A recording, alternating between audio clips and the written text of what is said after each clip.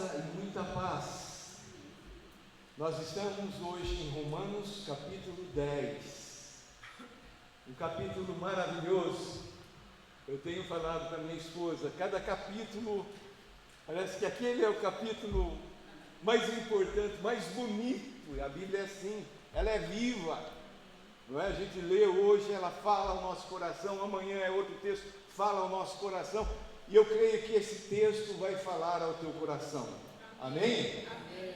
Então aqui nesse texto, como introdução, nós vemos o apóstolo Paulo, quem escreveu, né, essas palavras, ungido pelo Espírito Santo. E Paulo aqui, ele tem um desejo que todos sejam salvos.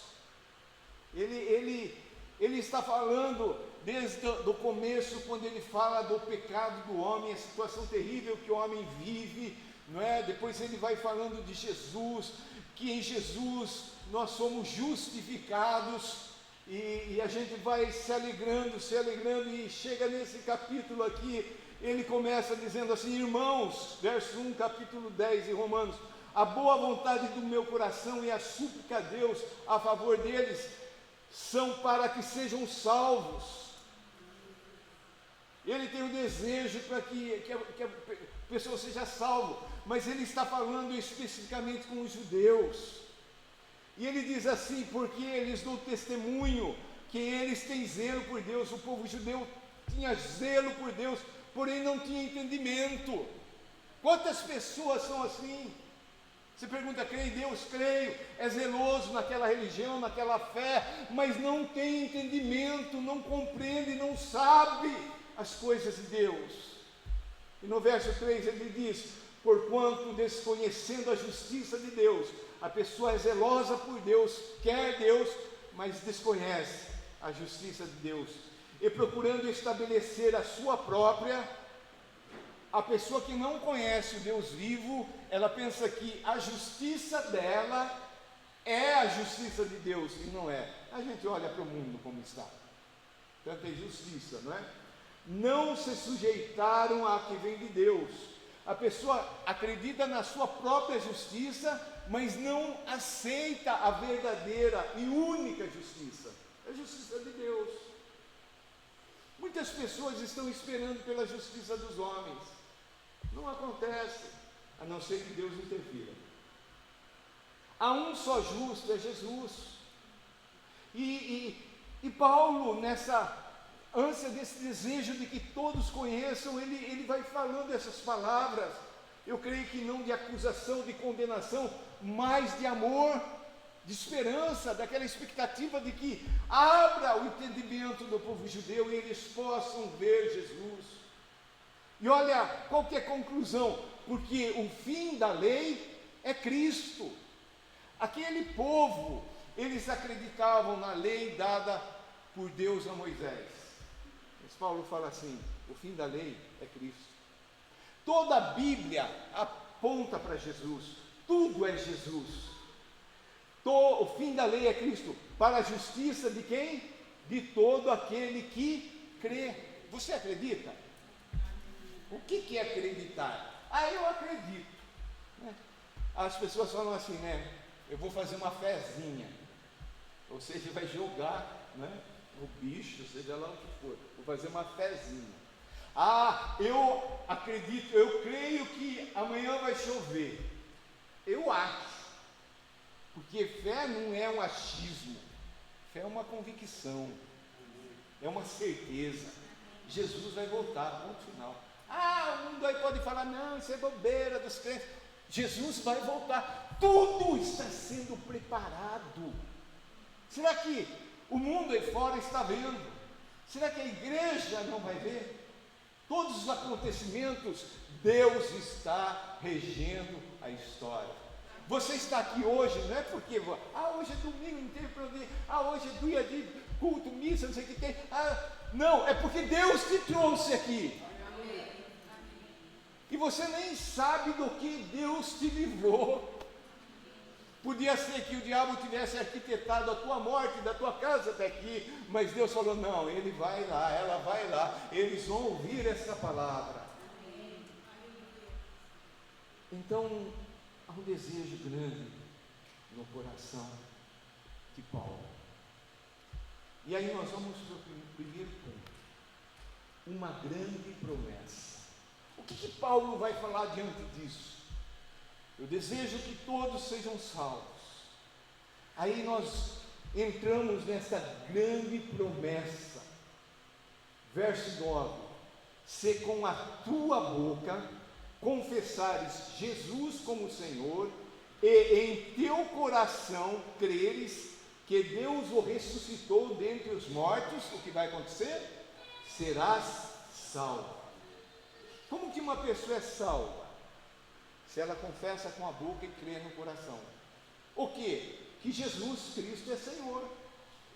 É uma coisa tão simples, mas nós, os religiosos, a gente complica tudo. Não, agora você precisa fazer isso. Não, agora... Não, você precisa abrir a tua boca e dizer: Jesus é Senhor. Mas só falar com a boca não adianta, tem que crer no coração. Jesus é Senhor. Eu vou te dar a oportunidade para você confessar com a tua boca. Diga: Jesus é Senhor. Jesus é Senhor. Agora crê no coração. Agora é você e Deus. Não é? Tem tantos cristãos crentes salafrários hoje em dia, que até com a boca confessa, mas aí você vai ver a atitude da pessoa é horrível. Então nós confessamos com a boca. Agora lá no coração, diga com todo o seu ser, na boca e lá no seu íntimo: Jesus é Senhor. Ah, mas é uma verdade tão grande para, Depois o povo está meio assim. Fique em pé. Aleluia. Agora abre a tua boca e diga: Jesus é Senhor. Jesus é Senhor. Agora mais do que isso, Jesus é o meu Senhor. Jesus é o meu Senhor. Agora só com o coração. Aleluia. Aleluia. Aí será salvo. Pode sentar. Essa é a grande promessa, querido. Salvação. E Deus, vamos lá ler o verso 13 também. Porque todo aquele que invocar o nome do Senhor, quando fala Senhor ali, Jesus, porque todo aquele que invocar o nome do Senhor Jesus, o que acontece? Será salvo. Irmãos, nós precisamos retomar o uso do nome de Jesus. A gente vai ficando meio, acostumado.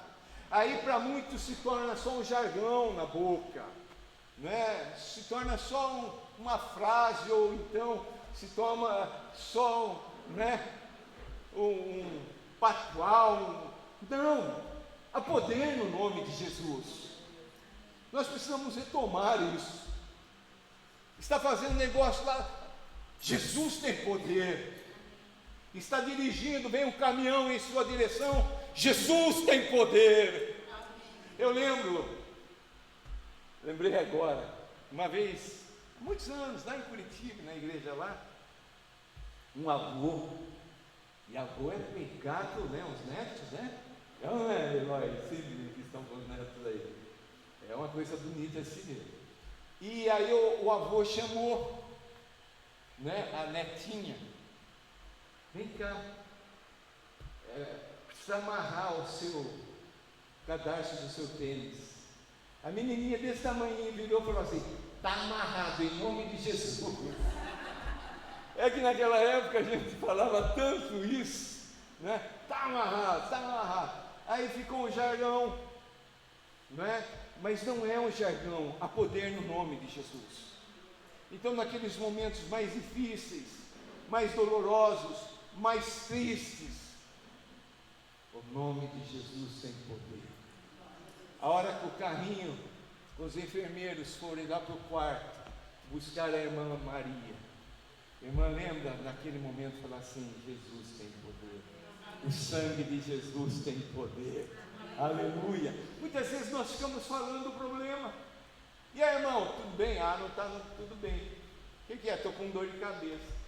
Ai, a minha enxaqueca voltou, já é dele, não é? Vamos aprender a falar, tem poder.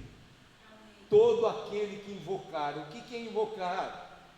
Todo. Então Deus não exclui ninguém, são as pessoas que não querem Deus, Deus quer todos, mas as pessoas não querem invocar o nome de Jesus, acham que isso é bobeira, e muitas vezes nós acabamos caindo no erro e esquecemos, ou então usamos de qualquer forma, sendo que os 10 mandamentos não usaram o nome de Deus em vão. Então cuidado, usar nas coisas sérias. Teve uma novela, eu não assisto novela, mas se tornou comum aqui no Brasil a frase, Deus é Pai. Qualquer coisinha a pessoa, Deus é Pai. Não é isso que eu estou falando. Eu estou falando de você clamar lá do íntimo, Deus é Pai. Invocar o nome de Jesus. A situação está difícil, não vê porta, não vê saída, não vê luz no fim do túnel. Aí você fala, o nome de Jesus tem poder, o sangue de Jesus tem poder. E você invoca o nome dele e dá certo. Alguém já provou disso? Amém. Então todo aquele, não é? Você pode falar assim, mas Deus quer que todos sejam salvos? Olha lá 1 Timóteo capítulo 2, versos 3 e 4. Isto é bom e aceitável diante de Deus nosso Senhor. O que é bom diante do Senhor nosso Salvador, Deus? O qual Deus deseja que todos os homens sejam salvos e cheguem ao pleno conhecimento da verdade. Deus quer que todos sejam salvos. Amém? Então essa é a grande promessa. Todo aquele o quê? Que invocar o nome de Jesus, o nome do Senhor. Invocar, chamar, gritar, pedir socorro, ajuda a Jesus Cristo. E o que acontece será salvo. Deixa eu falar um pouquinho dessa palavra salvo. Essa palavra no original grego é sozo.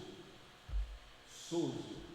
E ela tem uma amplitude muito grande, mais do que aquela que nós cremos muitas vezes. Porque a gente pensa que a salvação é só para o nosso espírito. Porque a gente pensa que salvação é só para a eternidade, é só para quando eu morrer, é para hoje, é hoje. E essa palavra sozo envolve o meu corpo, a minha alma e o meu espírito. Então, quando eu invoco o nome do Senhor, eu tenho a expectativa que Ele vai curar o meu corpo, se houver alguma necessidade, alguma enfermidade. Ele vai curar a minha alma, a alma fala da minha emoção, a alma fala da minha vontade, a alma fala do meu pensamento. Tem pessoas que são podres na alma, os pensamentos são os piores, a vontade é tudo vontade para o mal. E a emoção é uma gangorra. Hoje estou bem, amanhã. Hoje estou bem, amanhã. A salvação de Jesus, essa salvação para quem invoca o nome dele, envolve a cura física, a cura na alma, emocional, mental, na vontade e a cura espiritual. Quantos recebem essa salvação? Tem que invocar o nome do Senhor. Tem que invocar o nome do Senhor. E daí é salvo. Imagina, não é? Uma farmácia, uma nova pandemia, uma nova enfermidade, está matando muitas pessoas, e tem uma farmácia que tem um remédio, e essa farmácia está dando gratuitamente o remédio. Você iria lá pegar e tomar o remédio? Eu iria. Agora, tem pessoas que não sabem. Tem pessoas que não conhecem, não sabem desse versículo aqui, que se ele invocar o nome de Jesus, ele vai receber salvação, libertação, cura. Então a farmácia está dando de graça, mas ninguém sabe, ninguém vai lá buscar. E aí nós vamos para o segundo ponto, que por causa disso nós encontramos um grande problema. Então, uma grande promessa. Mas agora nós vamos ver um grande problema. Qual que é o problema? Verso 14. Como, porém, invocarão aquele que não creram? E como crerão naquele de que nada ouviram? E como virão se não há quem pregue? Aqui está o problema. Olha, tem a solução para o ser humano. Só que essa solução, ele precisa ouvir, ele precisa saber, ele precisa escutar. E aí se torna um grande problema. Por quê? Como que a pessoa vai ser salva? Como elas vão invocar Jesus? Como que elas vão crer? Como que elas vão ouvir? Como que quem vai pregar? É a grande pergunta. Imagina você, né? Você vai fazer por isso lá no Japão. Você está lá, andando. Lá é muito iluminado, né? Os painéis lindos, placa de sinalização em todo lugar. Só que tem um problema. Você não sabe japonês. Aí você vai ficar o quê? Perdido. Você já viu a letrinha do japonês? Olha aqui, olha lá. Aí você vai pedir ajuda. Por favor, você pode me ajudar? Ohayou. Ele não vai entender, você não vai entender ele. Então como que essas pessoas vão ser salvas? Esse é um grande problema. O Evangelho precisa ser anunciado de maneira compreensível, que as pessoas possam entender. Como invocarão?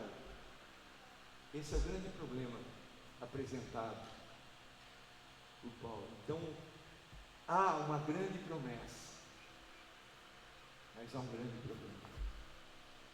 E aí então surge o terceiro ponto, uma grande necessidade. O verso 15: e como pregarão se não forem enviados? Quem que vai pregar o Evangelho? Quem que vai anunciar o Evangelho? Se não for anunciado, as pessoas não vão ser salvas. Queridos, o Evangelho não se prega sozinho. Eu vou me autoprogramar para pregar. Não, Deus quis assim. Deus quis assim. Eu imagino uma historinha que a gente fala, né? Ela não está na Bíblia, é só para a gente pensar um pouquinho. Jesus, ele vem, ele treina 12, um trai, outro nega, todos fogem. Aí vem o Espírito Santo, eles são cheios do Espírito Santo. Aí Jesus vai para o céu, e eu imagino, é só a imaginação, sabe? Só a historinha da cabeça da gente. Jesus chegando no céu, aí chega um anjo lá, não é?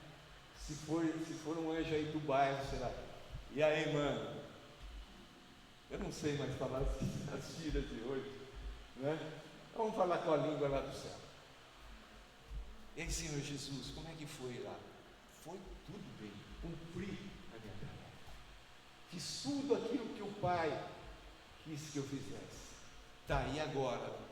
O Senhor veio aqui para o céu e como fica lá? Não, eu treinei umas pessoas. O Senhor deixou essa tarefa? Aqueles? Sim. Há uma necessidade, irmãos, de se pregar o Evangelho, de anunciar essa grande promessa. Deus chama a nós para sermos mensageiros do Evangelho. O que é Evangelho? A boa notícia. Qual é essa boa notícia? Jesus pagou a sua dívida. Jesus pagou a sua conta. Você não tem mais débito nenhum, nem lá na panificadora, nem lá no Boni, nem em lugar nenhum. Por quê? Porque Jesus morreu, derramou sangue. O sangue de Jesus é que nos liberta. Estamos livres, mas amados, a gente ainda não entendeu muito bem isso. Por quê? Porque a gente fala, a gente prega, mas de repente acontece alguma coisa que nos entristece, traz angústia, parece que o mundo acabou. Não! Não vamos permitir que as coisas das circunstâncias venham tomar um vulto maior do que o tamanho do nosso Deus. Quando bater a nossa porta, a angústia, a tristeza, o problema, o sofrimento, a desgraça, a doença, vamos falar: continuo crendo que Jesus é o meu Senhor. Jesus é o meu libertador. Não vamos deixar nos abalar, irmãos. Porque eu fico pensando assim, né? Se eu sou daquele tipo de pessoa que hoje eu estou bem, aí eu vou pregar o Evangelho. O Evangelho é uma bênção, tal. Eu estou falando lá com um companheiro. Amanhã ele me encontra e eu estou com um problema. Chega, e aí, como é que está? Não estou muito bem, aconteceu isso lá em casa, estou sem dinheiro. Aí, sabe o que o diabo vai falar? O diabo vai pregar naquele companheiro, vai falar assim: está vendo? Ó, é cristão, é crente, fala de Jesus, olha só a vida dele. Ah, então você não pode falar a verdade? Você pode e deve. Querido, amado irmão, minha vida está uma porcaria, eu estou doente, o médico desenganou, eu bati o carro, eu não sei o que tem, eu não tenho dinheiro, mas eu continuo crendo: Jesus é meu Senhor. Ele vai olhar e vai falar assim: esse cara é louco. Sim, as loucuras, né? Eu creio que Deus não está procurando gente bonitinha, certinha, né? Que não precisa de Deus. Ela vive de uma maneira que você vai falar de Jesus, ela fala: não quero. Jesus procura a gente, desesperado muitas vezes, angustiados, sofrimento apertando o coração, a dúvida: eu sei o que vai ser da minha vida, não é? Deixa Jesus ser Jesus. E leva essa mensagem. Todos nós temos essa responsabilidade. Aquele vizinho que você tem, né? Que você vive falando: esse vizinho foi enviado pelo diabo aqui, é uma bagunça. Não, deixa do outro lado. Esse vizinho foi enviado por Jesus para eu falar de Jesus. Jesus é quem trouxe, Jesus é quem libertou, Jesus é quem aproximou você daquela pessoa. Para você falar para ela. Sabe quando a gente fica doente, não é? Essa última vez que eu fiquei internado, aí no final da noite, o pastor: olha aqui para a gente. Estava eu e mais 5 aí no quarto.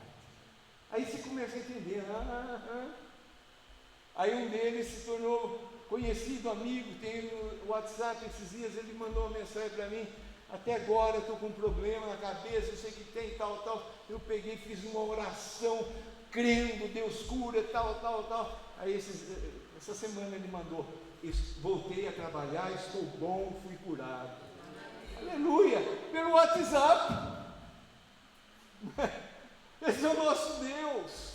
E muitas vezes a gente perde oportunidades. A gente perde porque ou não teve uma experiência com Jesus e ainda não se apoderou desta grande promessa, ainda é mais um que está sendo um grande problema para Deus, porque não está levando o Evangelho. Ou você vai falar: Senhor, estou aqui, eu vou falar do Senhor, custe o que custar, em toda e qualquer situação. E o Espírito Santo, ele é criativo, ele nos dá coisas assim, né? Não é aquela metodologia, prega evangelho, evangelize só dessa maneira. Não, o Espírito Santo, ele fala com a gente, ele traz o que a pessoa está passando, o que a pessoa está sentindo, e você vai ministrando, e a pessoa vai tendo os olhos abertos. Então é por isso que eu não consigo enxergar, é porque o diabo cega. A Bíblia diz, o diabo cega o entendimento das pessoas, e as pessoas não conseguem entender essa grande promessa. E o nosso trabalho não é tirar a venda dos olhos, é pregar o Evangelho. Quem faz isso é Deus. É Deus quem traz a luz. E se a pessoa não tem a luz ainda, não adianta a gente ficar ali cobrando. Tem que haver salvação, novo nascimento, uma nova história. A pessoa chega e testifica: eu sou outra pessoa. O poder de Deus. Como pregarão se não forem enviados? Eu imagino assim: você, como carteiro, e Deus dá uma carta para a gente entregar, e a gente guarda a carta e não entrega. A carta está boa e grande promessa, salvação de Jesus, mas eu não entrego. Eu tenho um irmão que ele trabalhou no Bradesco e teve um problema lá na nossa cidade, porque naquela época como é que chamava aquilo? Toda a movimentação do banco que a gente tinha um papelzinho que vinha tudo lá, esqueci o nome. E depois você recebia pelo correio a movimentação da sua conta. E o que o carteiro de Montemor estava fazendo? Ele estava queimando tudo, que era muita coisa, era conta de um monte de gente. E ele não ia entregar, ele simplesmente tacava fogo. Ele descobriu. Será que a gente não tem sido carteiro de Montemor? Deus deu essa mensagem e a gente guarda. Queridos, é nossa responsabilidade. Então vamos pensar, para concluir, o caminho a ser percorrido. Então, como é que uma pessoa é salva? Aqui Paulo começa, como que a pessoa vai ser salva se ela não invoca, e daí ela não crê, e daí ela não ouve, e não tem quem vai ser enviado. Eu quero inverter essa situação. Primeiro, tem que ser enviado. E hoje Deus nos trouxe aqui para enviar cada um de nós. Cada um de nós. Para quê? Para pregar. O que é pregar? Sabe, a gente fica olhando esses pregadores, com essa performance. A gente pensa que tem que fazer daquele jeito. Não, muitas vezes é só você falar assim: Jesus te ama. Jesus tem a solução para a tua vida, para o teu casamento. Jesus morreu por você na cruz, Ele ressuscitou. É tão simples a mensagem do Evangelho. Então, nós somos enviados, todos os cristãos, os crentes são enviados por Jesus. Jesus disse: assim como o Pai me enviou, eu envio vocês. Esses dias eu falei assim para Jesus: Jesus, quando o Pai enviou, depois que o Senhor foi batizado nas águas, o Senhor recebeu o Espírito Santo, e o Senhor ficou cheio de poder. E o Senhor prometeu isso para nós também: recebereis poder ao descer sobre vós o Espírito Santo. Como que a gente vai entrar nessa batalha? Como que a gente vai ser enviado se a gente não tiver esse poder? Você acha que Deus iria pegar você e enviar para uma guerra com um estilingue ou com uma espingardinha de pressão? Não, Deus dá arma. É que nós não temos ouvido Deus. E se ouvimos, nós não temos tido fé para crer e praticar. Seja curado em nome de Jesus. Então, enviar, para quê? Pregar, anunciar, falar sobre Jesus, sobre a história de Jesus. Deixa que o Espírito Santo é quem vai convencer. Muitas vezes a gente pensa que é a nossa argumentação, é a nossa pregação, é a nossa maneira de falar que vai convencer a pessoa. Não é. É o Espírito Santo. É Ele que nos convence do pecado. Envia, a pessoa prega, aí o outro ouve. Aí ele ouve, e aqui acontece, ele começa a crer, ele começa a acreditar. Aí ele começa a acreditar, ele começa a invocar o nome de Jesus. E aí então ele é salvo. É simples, né, irmãos? Enviar, pregar, ouvir, crer, invocar e ser salvo. Irmãos, o mundo está cheio de pessoas perdidas. Está ou não está? Muitas pessoas perdidas. E Deus já providenciou a salvação, é Jesus. O que está faltando é assumirmos a missão que Deus deu para nós, o trabalho que Deus deu para nós. Então, só para relembrar, há uma grande promessa: todo aquele que invocar o nome do Senhor será salvo. Há um grande problema: como crerão se não ouvirem? E há uma grande necessidade: como pregarão se não forem enviados? Você tem sido um mensageiro fiel de Deus?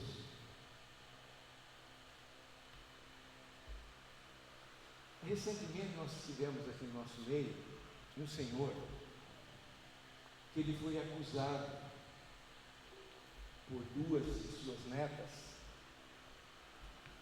de pedofilia. Ele ficou muito tempo dentro da cadeia.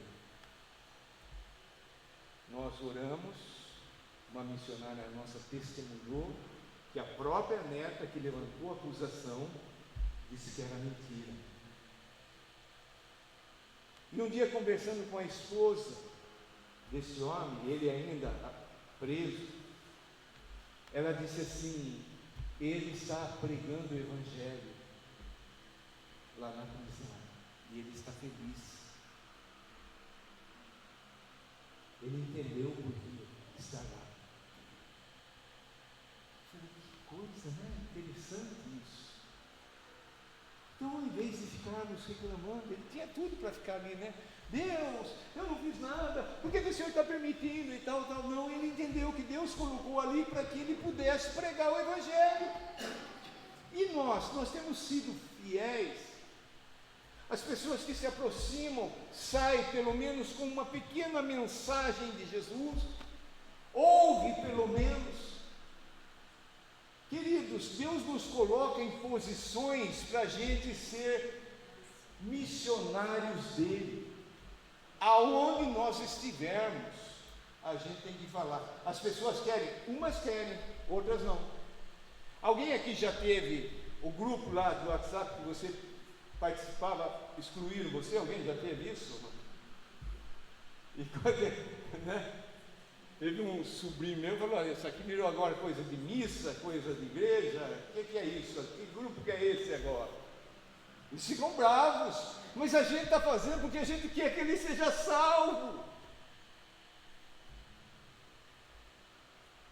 Então vamos pegar esta carta, essa grande promessa, vamos anunciar ao mundo, em nome de Jesus. Quero fazer uma pergunta. Alguém aqui, por acaso alguém aqui, que ainda nunca tenha invocado o nome de Jesus? Alguém aqui está ouvindo essa mensagem e está pensando assim: eu nunca chamei por Jesus, nunca declarei Jesus como meu Senhor, eu nunca fiz uma oração convidando Jesus para ser o meu Deus. Alguém aqui nunca fez isso e gostaria de fazer nesta manhã? É a oportunidade que Deus te dá para te salvar. Você não sabe de muitas coisas que têm acontecido na sua vida, Ele sabe. E Ele quer ser teu amigo, como nós cantamos hoje. Amigo. Sabe aquela falsa ideia de um Deus lá em cima que quer castigar, e você não quer saber de Deus por causa disso? Ou então porque um dia você ouviu falar Deus é Pai, e daí você pensou no seu pai natural, que foi um homem que você não quer ter nenhuma lembrança, você pensa que Deus é assim. Deus não é assim. Deus é amor. Há alguém aqui que ainda nunca invocou o nome de Jesus e quer fazer isso hoje? Quero convidar toda a igreja a baixar a cabeça, fechar os olhos.